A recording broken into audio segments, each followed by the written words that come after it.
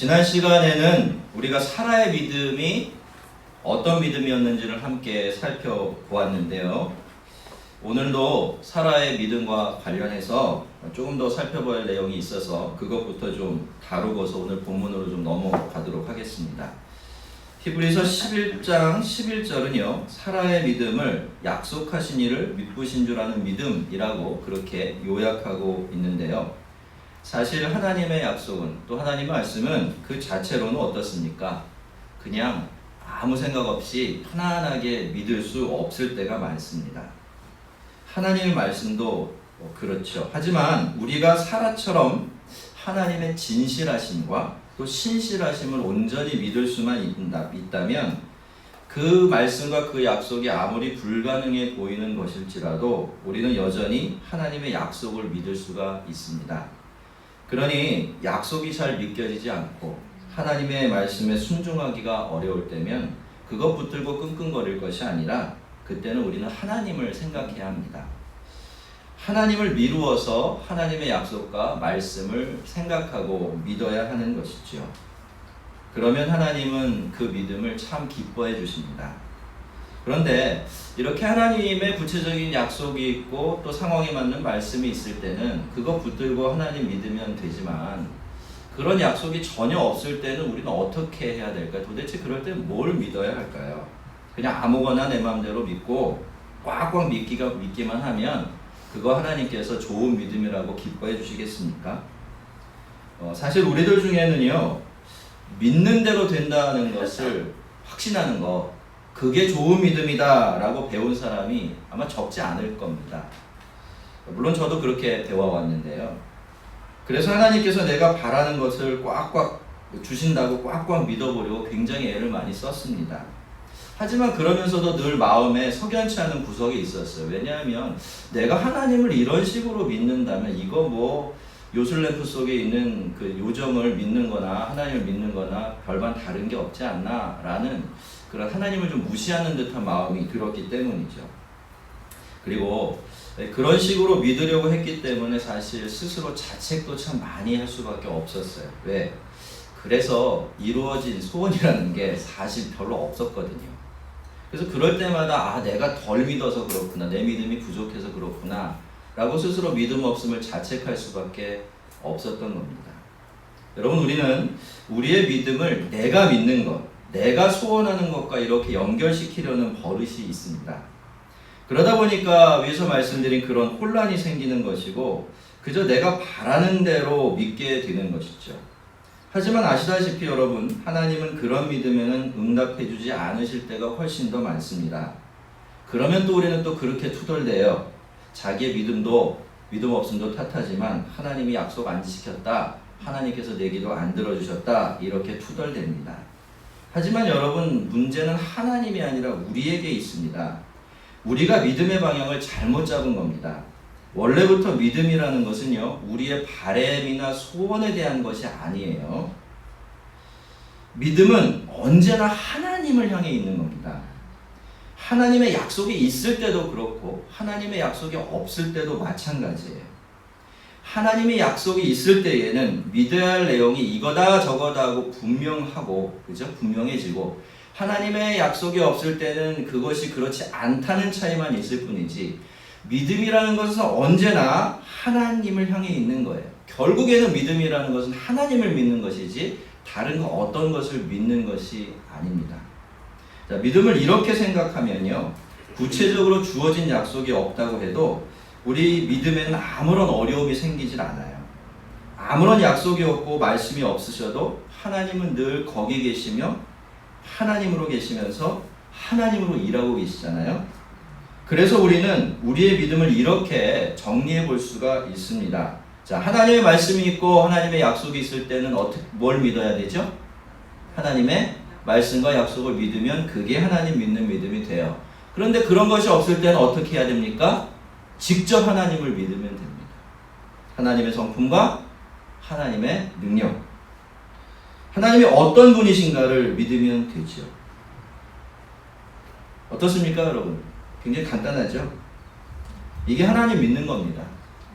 근데 여러분, 이 간단한 믿음이 우리에게 주는 유익은 정말 어마어마해요. 성도 여러분, 우리가 하나님을 믿는다는 것은요, 절대로 그저 하나님의 존재하심을 믿는 게 아니에요. 하나님을 믿는다는 것은 말씀드린 것처럼 하나님의 성품과 능력을 믿는 거예요. 하나님의 성품과 능력이 굉장히 다양하죠.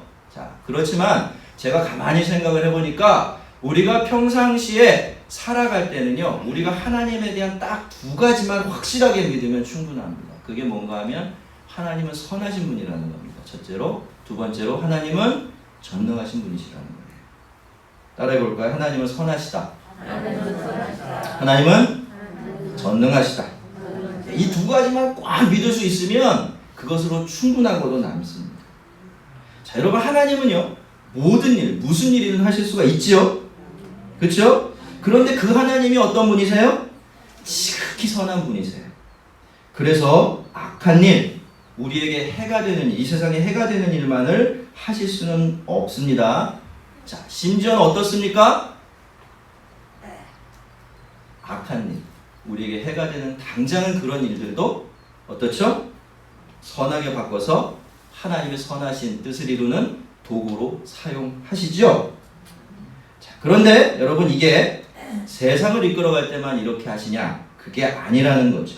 우리 인생을 섭리해 가실 때도 하나님은 똑같이 하십니다. 그렇다면 우리 하나님은 우리에게 어떻게 해주실까요? 어쨌든 하나님은 나에게 선하신 일만 행하실 것입니다. 그렇죠? 맞습니까? 네. 왜? 하나님이 선하신데 어떻게 악한 일을 해요? 우리의 선함은 완전하지 않기 때문에, 너무나 형편없기 때문에 선함이 없고 악한 일이 훨씬 많지만, 하나님은 완전히 선하신 분이셔서 절대로 악한 일을 행하실 수가 없어요. 우리의 인생에도 그렇다는 거죠. 자, 그리고 악한 일이 일어나고 또 힘든 일이 벌어지면 그 일은 또 어떻게 하십니까? 하나님의 영광과 우리의 유익을 위해서 선하게 바꿔 사용하십니다. 그게 하나님의 능력이고 지혜이지요. 우리가 하나님을 믿을 때 우리는 하나님께서 우리의 삶 속에서도 이렇게 일하실 것이라는 것을 확신하게 되는 겁니다. 그러면 여러분, 우리는 어떤 순간에도 어떤 형편 속에서도 희망을 품을 수가 있어요. 칠흑같이 캄캄한 어둠 속에서도 여전히 빛이 있다는 것을 알아볼 수가 있게 되는 것입니다. 여러분, 우리는 하나님께서 우리 인생을 위해서 무엇을 어떻게 하실지 전혀 모르면서 살아가요. 자, 그렇지만 그래서 불안하십니까? 그래서 두려운가요? 아닙니다, 여러분. 전혀 그렇지가 않아요. 왜? 우리는 하나님께서 우리의 인생 속에서 어떤 일을 어떻게 해나가실지 아는 바가 없지만 그 일을 하실 하나님에 대해서 너무나 잘 알고 있지 않습니까? 하나님 언제나 우리를 선대하시고 모든 일이 협력해서 선을 이루게 하시는 그런 방식으로 일하십니다. 인생의 불행도 우리의 실수도 죄나 슬픔까지도 하나님께는 아무것도 아니에요. 그래서 여러분, 하나님 안에 있으면 우리는 그렇게 평안하고 안전한 것입니다. 그 하나님을 믿을 때 그 믿음이 우리에게 그만큼 엄청난 복을 가져다 주는 거예요. 하나님께서 우리 모두에게 이렇게 눈에 보이는 사실들을 넘어서서 하나님을 신뢰하는 이 복되고 능력 있는 믿음을 부어주시기를 주의 이름으로 축원합니다. 자, 이제 오늘 본문으로 좀 넘어갑니다. 이 사람들은 다 믿음을 따라 죽었으며 약속을 받지 못하였을 때 그것들을 멀리서 보고 환영하며 또 땅에서는 외국인과 나그네임을 증언하였으니 그들이 이같이 말함은 자기들이 본향 찾는 자임을 나타냅니다. 자, 여기 나오는 이 사람들, 그냥 쓱 보면은 아브라함과 사라만 이야기하는 것 같지만 사실 10절로 올라가서 거기서 다시 이어지는 이야기예요. 그래서 여기 이 사람들은 아브라함, 이삭, 야곱 세 사람을 말하는데요. 우선 본문이 이 사람들에 대해서 제일 먼저 언급하고 있는 것이 뭡니까? 이 사람들이 전부 다 어떻게 했다? 믿음을 따라 죽었다라는 겁니다. 모두의 믿음에 시작이 있고 끝이 있었겠죠. 그 중간에는 위기도 있고 굴곡도 참 많았을 겁니다. 하지만 그 중간의 과정이 어떠했든지 간에 이 세 사람은 어떻게 했다는 거죠? 믿음을 지켜냈다는 거예요. 믿음으로 사는 일을 포기하지 않았다라는 것입니다. 그래서 이 세 사람의 믿음을 먼저 정리를 해본다면 이 세 사람의 믿음을 끝까지 인내했던 믿음이다 라고 그렇게 이야기할 수가 있습니다. 성도 여러분, 믿음 생활에 있어서 제일 중요한 게 뭘까요? 그것은 끝까지 가는 거예요. 끝까지 믿음을 지켜내는 것보다 더 중요한 게 없어요. 여러분, 쓰러져도 괜찮아요. 넘어져도 괜찮습니다. 휘청거려도 괜찮아요. 다 중간에 있는 일입니다. 그렇죠? 어떻게 하게만 하면 괜찮죠? 끝까지 가기만. 우리가 끝까지 믿음을 지켜내기만 하면 그 중간에 어떤 과정을 거쳤더라도 해도 우리에게는 영원한 소망이 있기 때문입니다. 그러니 여러분에게 권면합니다. 부탁드립니다. 무슨 일이 있어도 여러분의 믿음만큼은 꼭 지켜내십시오. 믿음으로 사는 일 절대로 포기하지 마세요. 10번 싸워 1번 이겨도 그렇게 꼭 하십시오. 믿음의 경주만큼은 중간에 쓰러지고 넘어지고 쉬다 가는 일이 있어도 반드시 끝까지 달리시기를 바랍니다. 우리 신앙에서 이것보다 중요한 일이 없다라는 사실을 분명히 기억하세요. 여러분, 이 메시지는 연세가 드실수록 더 중요한 메시지입니다. 그죠? 우리가 나이가 들면 자꾸 포기하려고 그래요. 에이, 믿는 것도 뭐 그냥 아닙니다. 여러분, 거꾸로 생각하세요. 여러분이 이 경주를 마칠 때가 나이가 들수록 더 가까워 오는 거예요. 그러면 처음보다 더 스퍼트를 해야죠. 그쵸? 지금은 다른 거 신경 쓸 일 없지 않습니까? 그죠? 그냥 예수만 믿고 하나님만 바라보면서 사는 그것이 여러분에게 맡겨진 제일 중요한 책무라고 생각하시고 자꾸 게을러지고 흐트러지고 풀어지지 마시고 힘드신 거 압니다. 연세 드실수록 졸리기도 더 졸리고 힘도 없고 눈도 아프고 집중력도 떨어지고 많이 어려우시겠지만 그래도 내 결승선 통과할 날 얼마 남지 않았다 생각하시고 최선을 다해서 열심히 달려가십시오. 그것만큼 여러분의 신앙생활에서 중요한 게 없습니다. 자, 이들은 이렇게 열심히 믿음을 따라 살다가 믿음을 따라 죽었죠. 자, 그런데 그 결과가 어떻게 되었습니까? 그들이 바라던 것을 얻었나요? 아니죠. 참 안타깝게도 이들은 약속한 것을 받지 못하였습니다. 하나님께서 그들에게 주신 약속들이 이루어지는 것을 보지 못했어요. 자, 허무하죠? 아니, 그러면 뭐 하려고 그렇게 열심히 믿음을 지키고 끝까지 믿음을 포기하지 않고 살아가야 한단 말입니까? 여러분, 하나님께서 만약에 어떤 약속을 주셨고 어떤 사람이 그 약속의 성취를 바라면서 평생을 달려갔는데 아무것도 없는 것이 없다면 어떻습니까, 여러분? 그건 믿음은 아무런 소용이 없는 거겠죠. 그렇게 고생하면서 믿음을 지킬 이유가 아무것도 없을 겁니다. 하지만 여러분, 오늘 여기서 말하는 이 약속들은요, 원래부터 믿음으로 살다가 죽어도 그 끝을 볼 수 없는 그런 종류의 약속이었습니다. 여러분, 하나님께서 사실 우리가 이 세 사람의 삶을 가만히 생각을 해보면 사실 하나님께서 이 세 사람에게 주신 현실적인 약속은 그들의 삶 속에서 다 이루어졌죠. 그렇죠? 그게 창세기의 기록에 그대로 들어 있습니다. 여러분이 한번 보시기 바랍니다. 그래서 여기에서 받지 못했다라고 하는 약속은 그들이 살아생전에 이루어질 약속들이 될 수가 없습니다. 그것은 바로 16절에 나오는 더 나은 본향에 대한 약속이었기 때문에 그들은 믿음으로 더 나은 본향에 대한 하나님의 약속을 붙들고 살아가다가 끝까지 믿음의 경주를 마쳤지만 어떻게 됐죠? 죽을 때까지 거기 들어가지는 못했습니다. 자, 하지만 그렇다고 해서 이 사람들이 불행했느냐 하면 그렇지 않아요.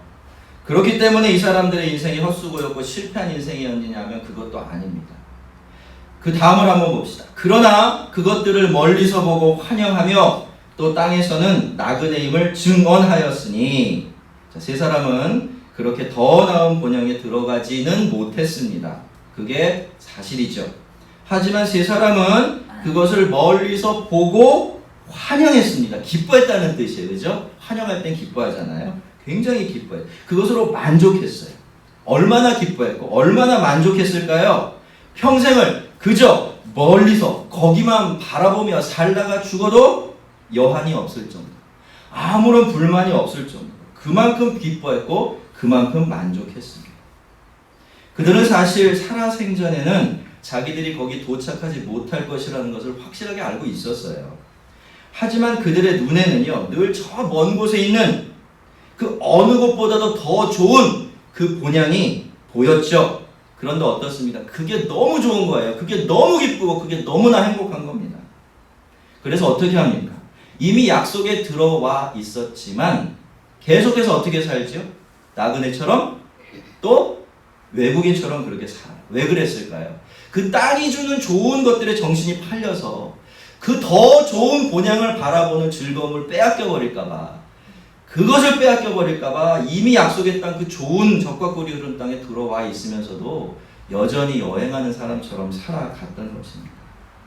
여러분, 우리가 어릴 때를 생각해보면 왜 그럴 때가 있지 않았습니까? 저녁에 굉장히 내가 제일 좋아하는 음식을 마음껏 먹었어요. 그럼 그날 밤에는 입 닫기가 싫어요. 그죠? 그 잔맛이 입에서 사라지는 게 싫어서. 여러분, 이 세 사람이요, 그렇게 살았던 거예요. 그 천국을 딱 바라볼 수 있게 되는 순간 그 맛을 알았던 거죠. 그러니까 여러분, 그거 빼앗기기 싫어서 다른 건 다 그것과 비교해서 내려놓으면서 기꺼이 나그네와, 그쵸? 외국인의 삶을 살아냈던 것입니다. 행복했을까요? 그렇죠. 기뻤을까요? 당연하죠. 만족했습니까? 말할 필요도 없는 겁니다.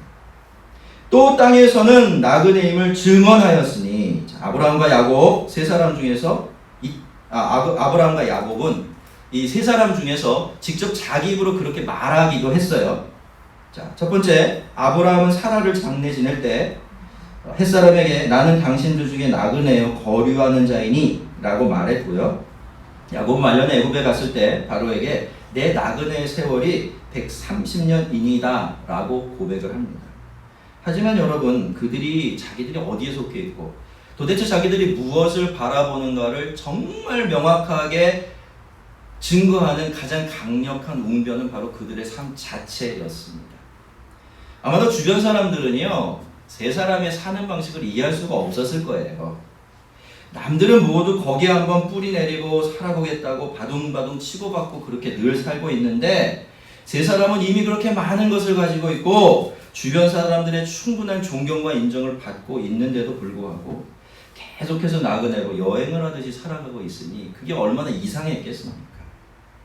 근데 여러분, 이 세 사람은요, 늘 그렇게 살면서도 자기들이 가지고 있는 이 사회적인 지위, 나그네라는 지위 때문에 한탄하거나 의기소침해한 적이 없었습니다. 그들처럼 거기 땅의 주민들처럼 되려고 애를 쓴 적이 없어요. 자, 그런데 세 사람은 그렇게 나그네를 사는데 어떻습니까? 그 사람들이 보니까 그런 거예요. 그렇게 정처 없이 살아가는데요, 자기들보다 더 행복해요. 자기들보다 더 평안하고요, 더 기뻐하며 살아요. 더 당당하고 더 자유롭습니다. 자, 그러니 다른 사람들이 보기에, 이방인들이 보기에 이 가족들이 사는 방식이 얼마나 희한했겠습니까? 다 이해할 수는 없었겠지만 그래도 그들을 보면서 그렇게 생각했을 거예요. 아, 가능만 하다면 나도 저들처럼 살고 싶다라고 말이죠. 주변 사람들이 이들을 통해 하나님을 보았던 것이 결코 우연이 아니죠. 자, 그들이 이같이 말하는 것은 자기들이 본향 찾는 자임을 나타내미라. 그들이 나온 바 본향을 생각하였더라면 돌아갈 기회가 있었으려니와.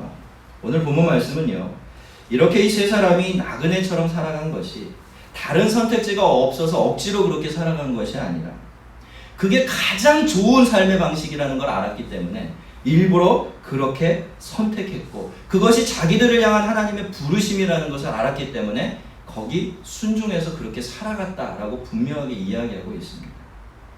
자, 그렇습니다, 여러분. 그들은 절대로 억지로 나그네로 살아간 것이 아니에요. 만약 그들이 그 땅에서 억지로 나그네로 살아만 했다면 오늘 본문이 이야기하는 것처럼 이들은 자기도 고향으로 원래 돌아가 버렸을 거예요. 거기 아직도 자기 친척들이 많이 살아요, 여러분. 그렇죠? 그리고 솔직히 가나안이 적과 꿀이 흐르는 땅이고 약속의 땅이라고는 하지만 그게요, 이슬이 원래 살던 메소포타미아 지역과는 비교할 바가 못 돼요. 그쪽이 훨씬 좋은 동네입니다. 거기는 대대로 이 삼각주 지역에 속해 있는 가장 비옥한 땅이었거든요. 그러니 어떻습니까? 고생하며 억지로 거기 살 이유가 없는 거죠. 돌아가면 환영받습니다. 자기 살던 땅에서 계속 살아갈 수 있는 거예요. 근데 성경을 어디를 들춰봐도 이 가족들이 그렇게 가고 싶은 마음을 품었다는 기록이 없어요. 그렇게 돌아가려는 시도를 했다는 기록도 없습니다. 이게 무슨 뜻입니까? 이 사람들에게는 그럴 생각이 아예 없었다라는 그런 뜻입니다. 그들은 하나님을 붙들고서 더 나은 본향을 바라보며 나그네로 사는 것이 이 세상에서 자기에게 주어진 인생을 가장 성공적으로 살아내는 방법이라는 것을 알았기 때문에, 그렇게 사는 것이 얼마나 행복하고 기쁜 일이라는 것을 알았기 때문에 일부러 그 삶을 선택하고 고집했던 것이죠. 여러분, 이 세 사람은 믿음으로 이렇게 살았습니다. 약속의 땅에 들어가서도 나그네로 더 나은 본향을 바라보며 살았죠. 자, 여러분, 그러면 우리는 어떻습니까? 우리는 어떻게 살아야겠습니까? 아니, 어떻게 살면 제일 잘 살 수 있을까요? 여러분, 잘 살고 싶으시죠? 후회 없이 기쁘게, 행복하게, 즐겁게, 당당하게, 자유롭게 살고 싶으시지요? 왜 아무도 대답이 없으세요? 저만 흥분하고 있네요. 그렇게 살고 싶으시지요? 네. 자, 제가 무슨 말 할지 이미 알고 계시기 때문에 대답이 없는 것 같아요. 여러분, 어떻게 하면 우리가 제일 잘 살 수 있습니까? 자, 우리가 이 세 사람의 믿음을 다시 한번 이 자리에서 이 시점에 정리를 해보면, 그들을 땅에서는 나그네와 외국인으로 살게 만든 믿음이라고 그렇게 또 정리해 볼 수가 있어요. 첫 번째, 이들은 어떤 믿음이었죠? 어떤 믿음이었어요? 저도 생각이 안 나는데. 두 번째로, 이들의 믿음은 이 땅에서는 나그네와 외국인으로 살게 만든 믿음이었습니다. 자, 그런데 여러분, 이들이 누구지요?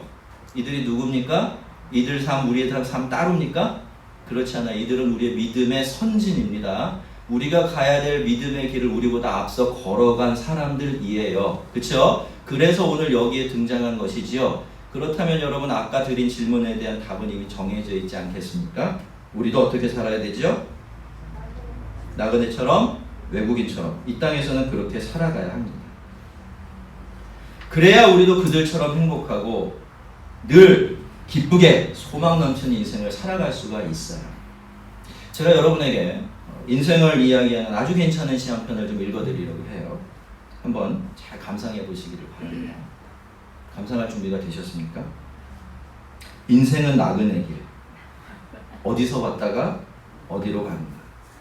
구름이 흘러가듯 떠돌다 가는 길에 정일랑 두지 말자, 미련일랑 두지 말자. 인생은 나그네 길. 구름이 흘러가듯 정처 없이 흘러서 간다. 인생은 벌거숭이. 빈손으로 왔다가 빈손으로 가는가. 강물이 흘러가듯 여울져 가는 길에 정일랑 두지 말자, 미련일랑 두지 말자. 인생은 벌거숭이. 강물이 흘러가듯 소리 없이 흘러서 간다. 소리 없이 흘러서 간다. 소리 없이 흘러서 간다. 이게 1965년에 나온 노래니까 정말 오래된 노래예요. 그죠? 최희준 선생님이 부른 하숙생이라는 노래인데요. 제가 원래 가끔씩 흥얼흥얼 잘 부르는 노래이기도 하거든요. 그래서 오늘도 노래로 불러드릴까 생각을 해보기도 했지만, 예배 시간에 유행가 부른다고 또 경찰서 가서 신고하시는 분이 계실까봐 제가 겁이 나서 소심하게 이렇게 살짝 가사만 읽어드렸습니다. 근데 성도 여러분, 이 노래는요, 믿는 사람이 지은 노래가 아니에요. 그래서 인생을 바라보는 근본적인 시각이 우리와는 좀 많이 다른 점도 있어요. 그렇지만 여러분, 어떤가요? 하나님을 몰라도요, 이렇게 자기 인생에 의해서 정직한 사람들은요, 자기 인생이 그저 나그네 길이라는 것을 압니다. 그래서 이 노래를 들으면 모두 다 끄덕끄덕거리고 흥얼흥얼거리게 되는 것이죠. 하지만 여러분, 그래도 믿지 않는 사람들에게는 대안이 없어요. 인생이 나그네라는 것을 알아도 좀처럼 나그네로 살아가질 못합니다. 왜냐하면 그분들에게는요, 이 세상이 전부이기 때문이에요. 그래서 이런 노래를 그렇게 감격해서 부른 다음에 눈 치그치 감고 부른 다음에 그렇지 하고 동의한 다음엔 곧바로 돌아서서 또다시 이 땅에 깊숙이 뿌리를 내리고 이 세상에서 모든 결론을 보겠다는 그런 각오를 다지면서 전투를 하면서 살아가는 삶으로 돌아가게 되는 겁니다. 근데 여러분, 정말 안타까운 것이 무엇일까요? 그것은 하나님을 믿는 사람들 중에서 이렇게 사는 분들이 굉장히 많다는 겁니다. 우리도 은연중에 그렇게 생각하고 있는 것 같아요. 우리가 충분히 행복하고 충분히 평안하고 충분히 기쁘게 살지 못하는 것이 우리가 이 세상에 충분히 깊게 뿌리를 내리지 못하고 있고 우리를 지켜주고 보호해줄 것들을 충분히 가지고 있지 못하기 때문이라고 말입니다. 그래서 우리도 계속해서 더 많은 것을 확보하고 더 많은 것을 가지고 더 높고 견고한 성을 쌓으려고만 하고 있지요. 하지만 여러분, 그렇게 살 때 살더라도요, 우리가 이런 식으로 평생을 다 살아가기 전에 그래도 우리 인생 전체가 걸려있고 또 영원히 걸려있는 중차대한 일인데, 그렇다면 정말 그게 답이 될 수 있는지 그거 한 번쯤 진지하게 한번 물어보아야 되지 않겠습니까? 그 다음에 이렇게 살더라도 살아야 되지 않겠나요? 자, 한번 생각해 보겠습니까, 여러분? 자, 그렇다면요, 첫 번째로 내가 어느 정도나 더 가지면요, 어느 정도나 더 높이 쌓아놓으면, 어느 정도나 깊이 땅에 뿌리를 내린다면 내가 정말로 행복하고 정말로 기뻐하고 정말로 평안하고 당당하게 살아갈 수 있을까요? 그리고 다른 것은 다 떠나서 한번 생각해 봅시다. 우리가 그러기 위해서 설정해 놓은 기준들이 얼추 있을지도 몰라요. 근데 여러분, 우리가 과연 평생 거기에 도달할 수 있겠습니까? 만약에요, 거기에 도달하면 이런 삶 얻을 수 있다고 해도 우리가 거기에 도달할 수 없다면 이 기준 자체가 아무런 소용이 없는 겁니다. 그리고 그 목표를 이루면 우리는 정말로 그렇게 행복하고 기쁘게 평안하고 만족하게 살아갈 수 있을까요? 그리고 무엇보다도 이게 정말 중요한 것 같은데요, 우리에게는 여러분, 과연 그런 것들이 영원히 살아갈 우리의 삶을 영원히 뒷받침해 줄 만큼 그렇게 대단한 것들일까요? 한번 우리가 생각해 보아야 할 것입니다. 성도 여러분, 하나님은 우리를 이 땅에 나그네로 부르셨습니다. 우리가 예수를 믿고 하나님의 백성이 되는 순간 하나님 우리가 본디 나그네로 살도록 세상에 보내진 존재라는 것을 깨닫게 하시고 나그네로 살라고 우리의 삶을 다시 그리로 초청해 주셨습니다. 사실 믿음은 그래서 주신 것이에요. 그렇죠? 한번 생각해 보세요. 믿음이 없으면 나그네로 살 수가 없어요. 아무리 소원이 있어도 믿음 없으면 나그네로 살 수 없어요. 그래서 하나님께서는 그 삶 살아내라고 우리에게 믿음이라는 걸 주신 겁니다. 자, 그렇다면 하나님은 왜 우리를 이 세상에 더 깊게 뿌리내린 붙박이가 되어서 살도록 내버려두지 않으시고 나그네 삶으로 불러내신 것일까요? 무엇을 위해서일까요? 우리의 기쁨을 위해서고 우리의 행복을 위해서입니다. 이 세상에서 우리가 하나님의 자녀로 당당하고 자유롭게 살도록 우리를 나그네 삶으로 다시 불러내신 거예요. 그것도 더 나은 하늘 본향에 대한 흔들리지 않는 약속을 더불어 주시면서 말이죠. 여러분, 사실 우리가 기뻐할 만큼 충분히 기뻐하지 못하고 행복하다고 말할 만큼 충분히 행복하지 못하며 난 정말 평온해 라고 말할 정도로 평강을 누리지 못하는 것은 우리가 이 세상에 아직 충분히 뿌리내리지 못하고 있기 때문이 아닙니다. 그것은 우리가 충분히 나그네로 살아가지 못하고 있기 때문이에요. 나그네로 살지 않으면요, 이 세상에 붙박이로 살아가려고 하게 되면 내 힘으로 챙겨야 될 것이 너무너무 많아지게 돼요. 가져야 될 것도 많아요. 갖춰야 될 것도 많죠. 붙들고 지켜내야 될 것도 많아요. 한번 생각해 볼까요? 우리가 어떤 집으로 이사를 들어가요. 내 집으로 들어가야 됩니다. 우리 얼마 전에 우리 김현우 집사님 이사 들어갔잖아요. 고민하셨죠? 그냥 장 없이 살까? 장 하나 살까? 붙박이 장 만들까? 고민을 해요. 그렇지만 여러분, 한 달 새 들어 살려고 들어가는 사람은 그런 고민이 있습니까? 없습니까? 있을 수가 없죠. 할 필요가 없는 고민이에요. 여러분, 그런 겁니다. 여러분, 내가 이 땅에 붙박이가 되려고 하기 시작하면 내가 내 힘으로 챙기고 지키고 움켜져야 될 것이 너무너무 많아져요. 그리고 우리가 노력하기만 하면 가질 수 있다는 보장도 전혀 없고요. 가진다고 해서 우리가 원하는 삶을 가져다 주려는 보장도 없는 수없이 많은 것들에 우리의 행복과 기쁨을 이렇게 매놓고서 허겁지겁 그걸 얻으려고 따라가게 돼 있어요.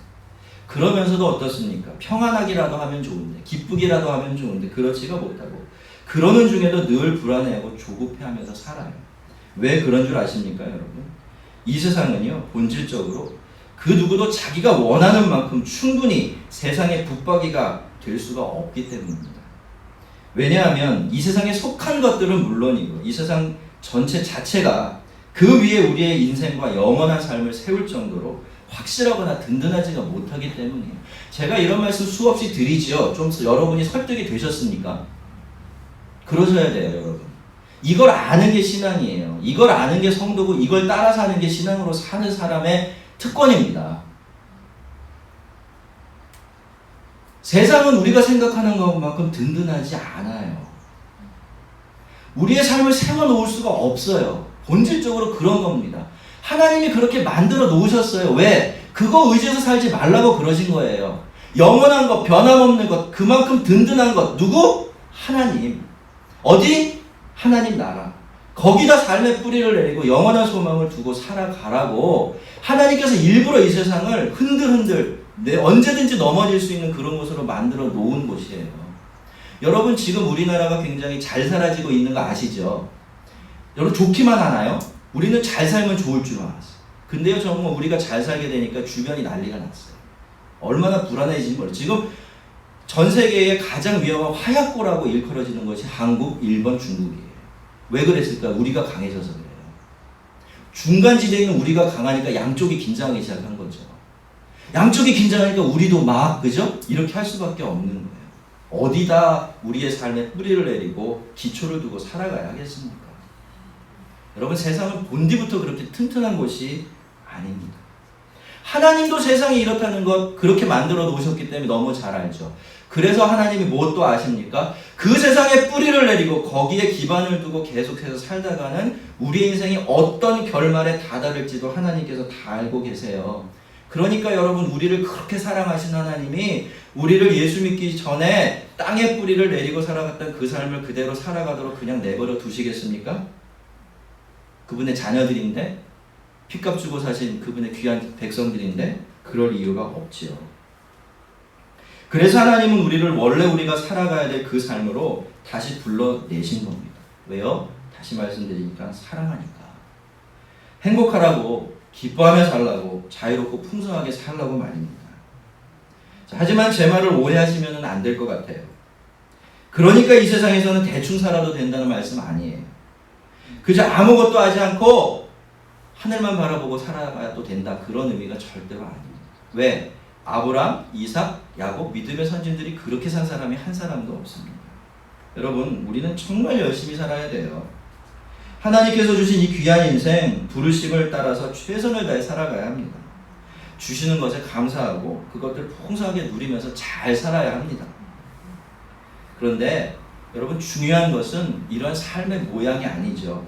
중요한 것은 그 삶을 살아가는 우리의 태도이고 우리가 우리의 삶을 근본적으로 어떻게 바라보고 있느냐 하는 우리의 시각입니다. 우리는 이 세상에서 얼마든지 다양한 모양으로 살아갈 수 있어요.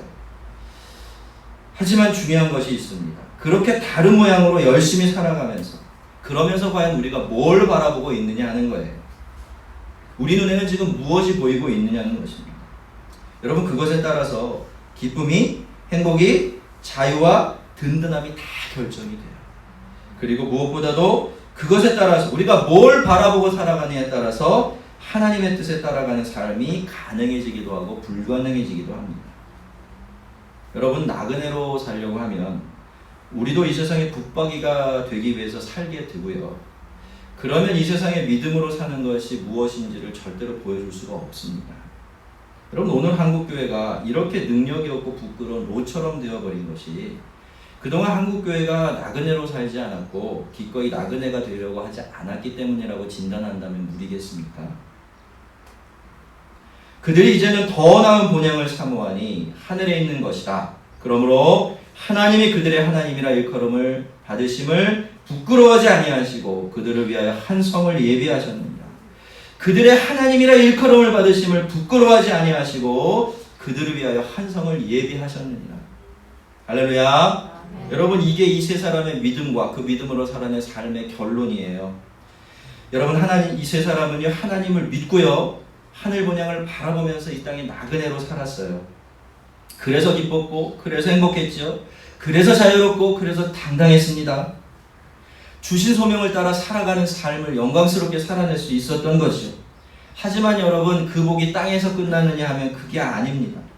하나님은요 이 세 사람 때문에 아예 당신의 이름을 바꿔버리셨어요. 어떻게 바꾸셨습니까? 아브라함의 하나님, 이삭의 하나님, 야곱의 하나님으로 자기 이름을 바꾸셨어요.